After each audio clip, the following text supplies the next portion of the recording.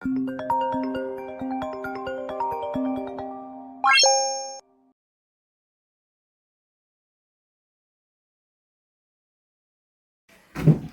so it's 12:30 now. So, may pupuntahan tayong lugar sa Ginsiliban. Ang pangalan is Mount Ilihan. So, tingnan natin kung ano makita natin doon.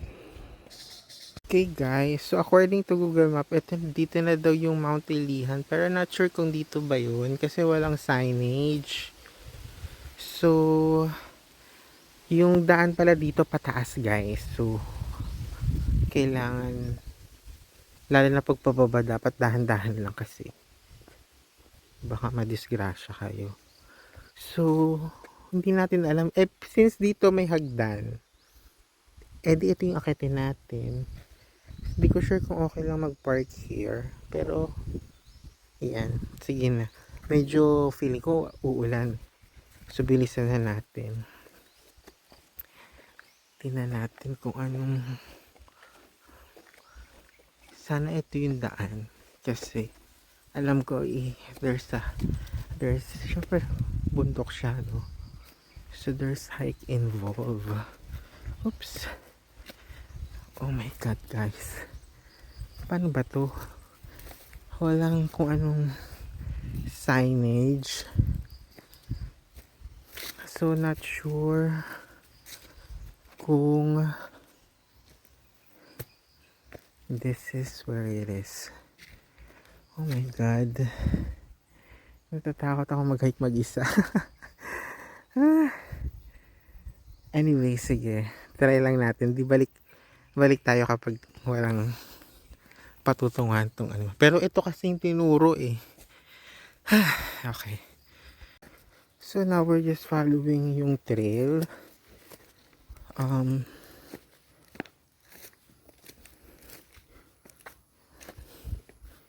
Tingnan natin kung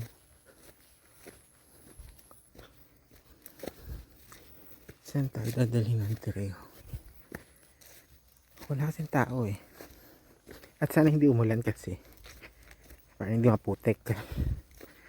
Oh my god, are we taking the right trail? Is this even, may mga bahay dun, so ano ba?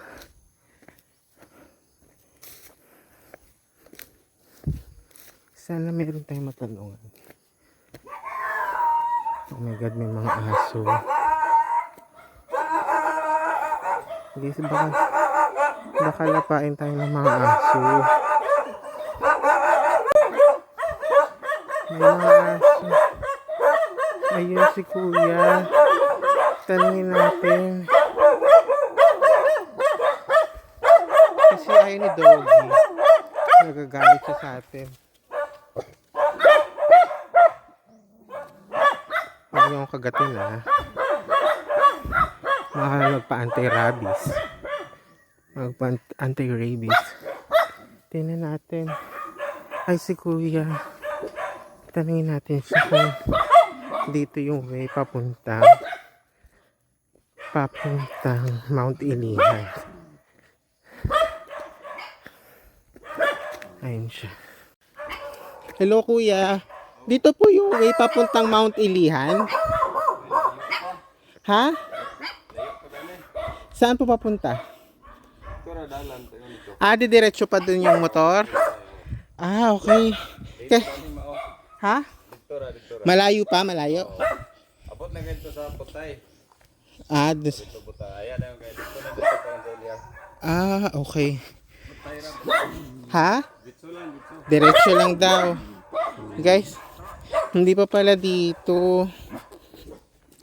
Kasi sabi nung sa Google Map, dito daw. I arrived na daw. So according to kuya, we have to drive further upward. Okay. Sige, balik na tayo.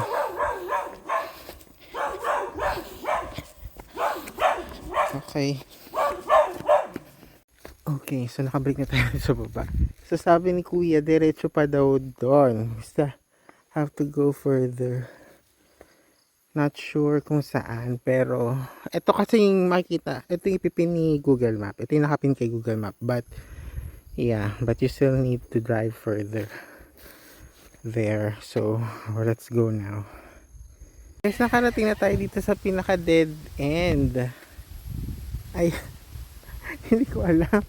Saan ba dito yung Mount Ilihan? Walang nakalagay na kung ano. Wait nga. Ayoko naman wala naman pupunta. Puro pataas na to eh. Tingnan nga natin dito sa side na to. Dito ba?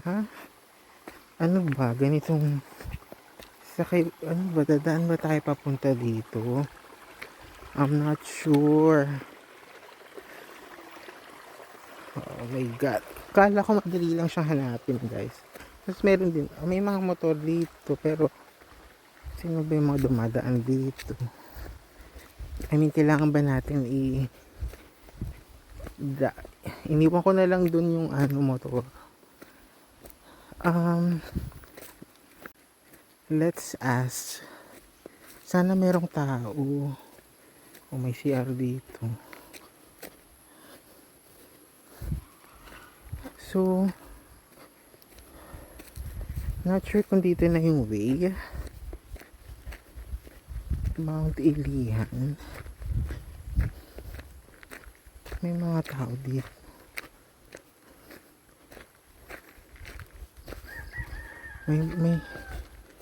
May motor. Ay, may kalsada.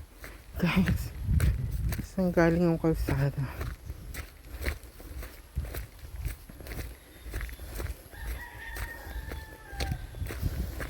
Dapat ba dito tayo dumaan? Hindi ko maintindihan. Oh, may kalsada. Not sure. Baka siguro mali yung tinuro ni Google Map. Let's see. So, ibig sabihin, paano natin itatawid yung motor, guys?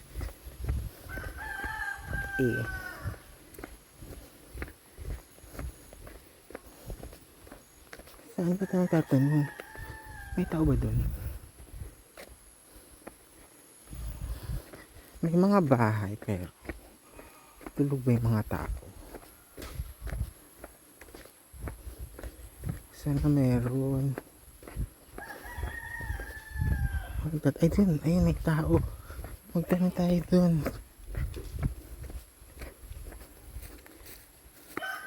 Magtatati at kila ano dun. Kila ate girl. Ang ganda ng bahay nila kasi.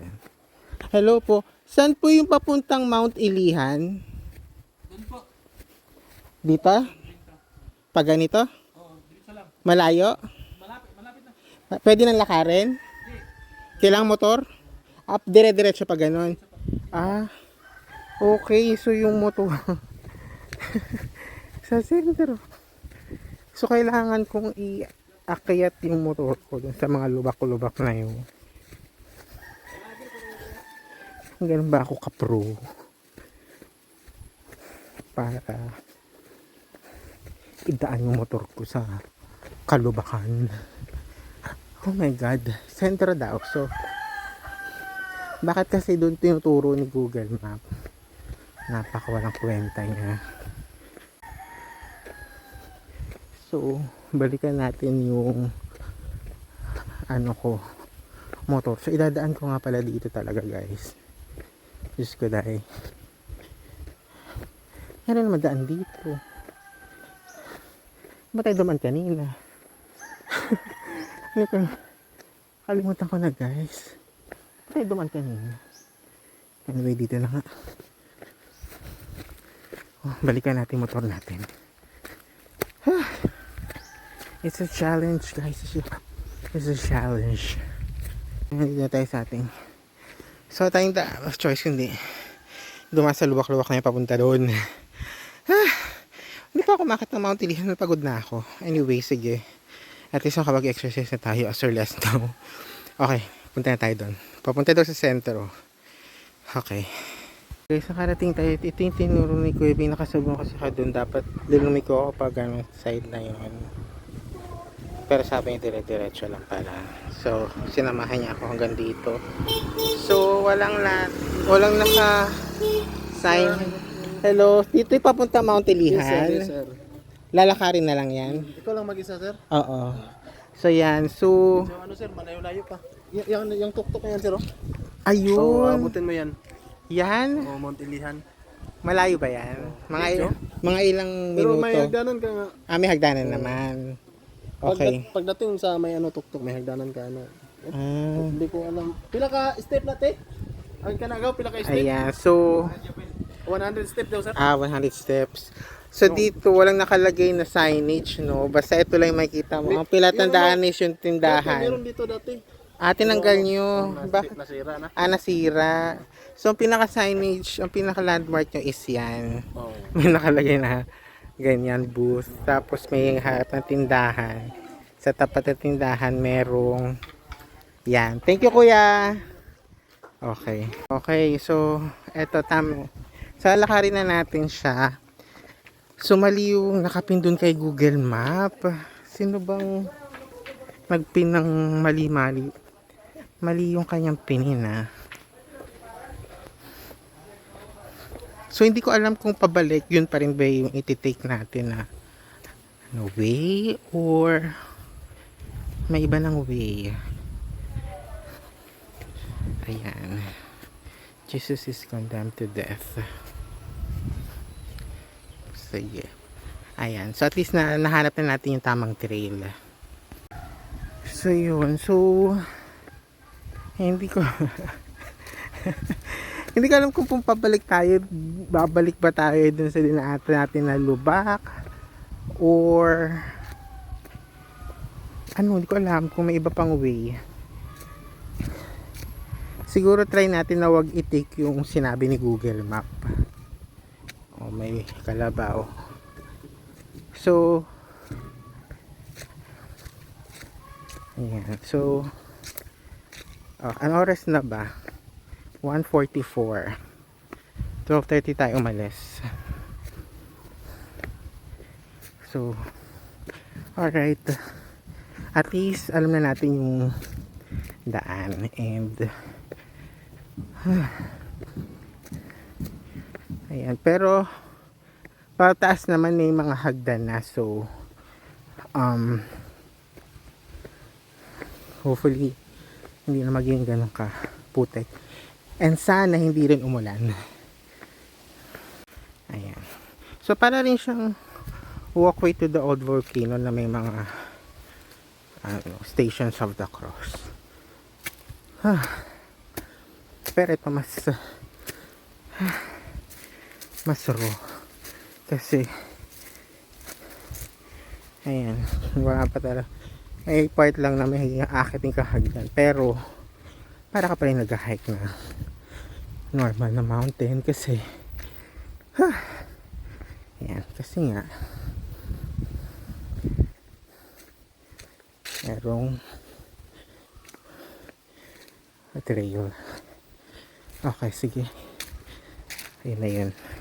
Okay guys, so nakarating na tayo dito sa may hagdan. Sabi ni Kuya dun sa baba, mga 100 steps daw papunta dun sa pinaka summit. So, mga 30 minutes yung lakaran. So, hindi naman kayo maliligaw kasi bawat dun sa trail may madadaanan kayo ng mga station of the cross. So, yun yung para magiging pinaka-guide nyo. So, ang pagkakamali ko lang, hindi ako nagdala ng water guys. Uhaw na ako. So, bilisan na lang natin yung pag-akyat dun sa summit. Mag-picture tayo, tapos bumaba na tayo para makainom na ako kasi pawis ako. And, uhaw na ako. So, sige, let's do this now. Ayan guys, so, yan, akitin natin yan para makarating dun sa pinaka-summit.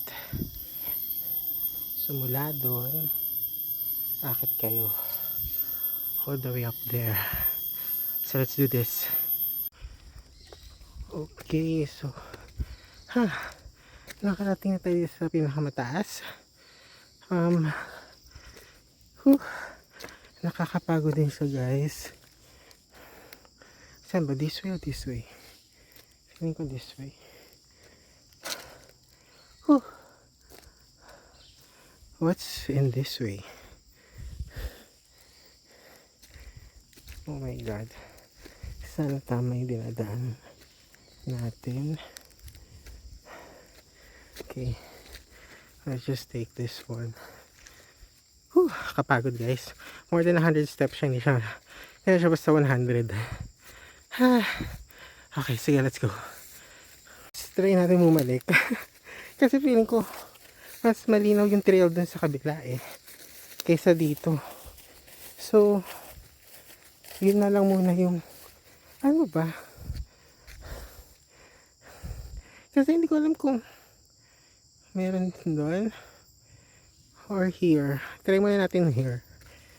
Balik na lang tayo kung hindi doon yung daan.